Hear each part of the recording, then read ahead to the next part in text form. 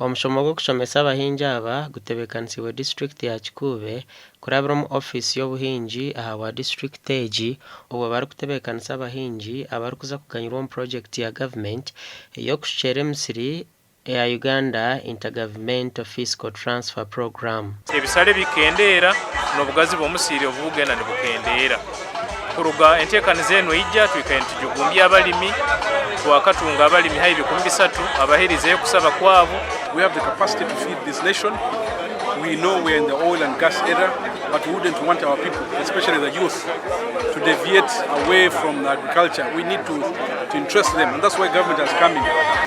Ebintu tukubigonza byona ebisaro tuyina byatukusobola kukolera nankekyo bayitekiziwe sente eze milioni 6 hali omulimi kandi sente eze nizijja mu bwangu aga tusakuzihura ziri sente nyingi baitu mukwekamba omuntu milioni 6 ezo kuzitunga. Samuel Kahesi oli omuhingisa mukuru omu district ya Kikuube najanga omwaka ogu abahingi 32 aha abahingi 300 abashabire nibije kuhebwa ebyoma by'okukozesa.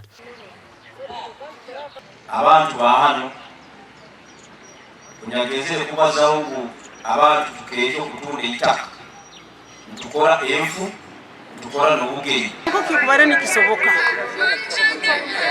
kuongera government ene yongera kutoa haka sente ako milioni 6 hali omuntu obuliro hansi teknoloji ya amani kyonka kyena abataka bakulira ngere tulina amaizi bagenda maiso kusisa byobuhangwa. My social ideal is horticulture. I produce cabbages, tomatoes, etc. Enkora egi neshajukwa banki yensi yona gasha kwa Ambrose ni wagaba katoto.